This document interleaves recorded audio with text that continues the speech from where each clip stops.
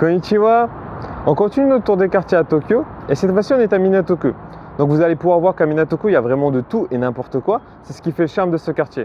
Donc préparez votre tasse de chocolat chaud et votre thé et c'est parti. On commence notre aventure au marché de Tsukuji, l'ancien royaume du poisson de Tokyo. Même si la plupart des ventes de thon se sont déplacées à Tsuyosu, Tsukuji reste le lieu des gourmets.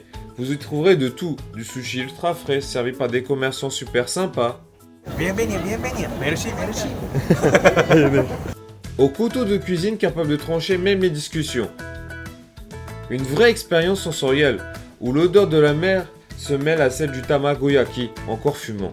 Et si vous êtes en quête d'un souvenir, pourquoi ne pas vous offrir un couteau digne d'un chef? Après avoir rempli nos estomacs de délices marins, on prend le large, ou presque, direction Inudebir.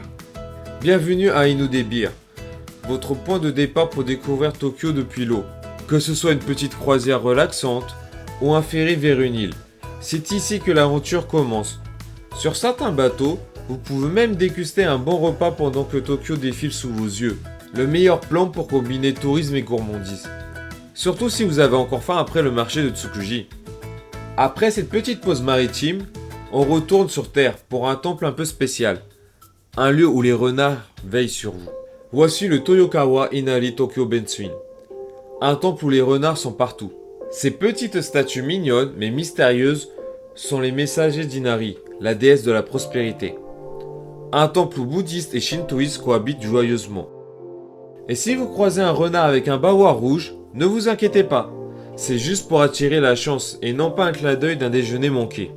Le temple est encore plus magique la nuit, avec ses lanternes qui illuminent les statues, créant une atmosphère mystique à ne pas manquer. D'un temple ancien à un tout autre genre de magie, direction Akasaka, pour une dose de magie très spéciale. Akasaka, où la magie de Poudlard s'invite en plein cœur de Tokyo. Si vous êtes un fan d'Harry Potter, cet endroit est fait pour vous. Le Harry Potter Café vous propose des délices inspirées de l'univers magique. Et si le café est plein à craquer, pas de panique. Il y a un stand qui propose des plats emportés. Le magasin regorge de goodies, de la baguette au retourneur de temps. Petit conseil. Évitez de venir un week-end ou un jour férié, car les fans japonais sont nombreux et très motivés. Et même si vous n'avez pas reçu votre lettre pour Poudlard, vous pouvez toujours vous consoler avec des donuts aux couleurs des maisons. Après toute cette excitation, faisons une pause dans le lieu le plus calme, mais tout aussi chargé d'histoire, le cimetière d'Aoyama. Le cimetière d'Aoyama, c'est le mélange parfait entre histoire et sérénité. Connu pour ses cerisiers en fleurs au printemps, c'est aussi le dernier repos de nombreuses figures historiques. Mais la star du lieu, c'est bien sûr Hachiko, le chien le plus fidèle de tout le Japon.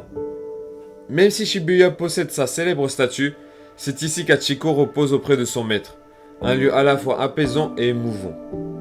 En parlant de beauté, on continue avec un jardin parfait pour les contemplatifs Hapoen. Hapoen, le jardin des 8 vues, est un véritable havre de paix au cœur de Tokyo. C'est un lieu prisé pour les mariages, alors ne soyez pas surpris si vous tombez sur une cérémonie en vous baladant le week-end entre mars et octobre. Respectez la tranquillité des mariés, mais profitez de l'ambiance magique. Ce jardin est célèbre pour ses bonsaïs centenaires et ses érables flamboyants en automne. L'un de leurs bonsaïs a plus de 500 ans, autant dire qu'il a vu passer quelques générations. Et pour finir en beauté, impossible de ne pas parler de la star de l'horizon tokyoïte, la tour de Tokyo.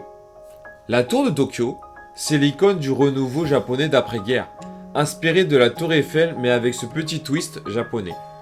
La nuit, la tour s'illumine et offre un spectacle à couper le souffle. Juste à côté, le temple Zojoji.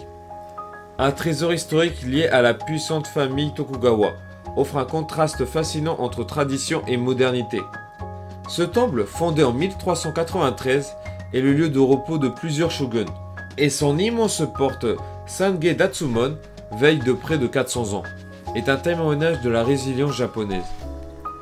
Pour les amateurs de nature, Shiba Park, tout proche, est l'endroit parfait pour un pique-nique en journée, avec vue sur la tour ou pour un rendez-vous romantique sous les étoiles. Et pour les plus courageux, essayez de ne pas trembler en marchant sur les vitrines en verre du sol de la tour. Un vrai test de bravoure. Et voilà, on a fait le tour du quartier de Minato-ku. Donc vous avez pu voir qu'il y a vraiment tout et n'importe quoi. On passe de la tour de Tokyo à un marché de poissons, un petit quartier d'Harry Potter et ensuite à un jardin où des gens se marient publiquement dedans. Et tout ça, c'est ce qui fait le charme de ce quartier. Donc si vous avez aimé cette vidéo, n'hésitez pas à liker. Et dites-moi en commentaire quel type de contenu vous aimeriez voir pour la prochaine fois. Et si ce n'est pas fait, n'hésitez pas à vous abonner. Sur ce, je vous dis matane.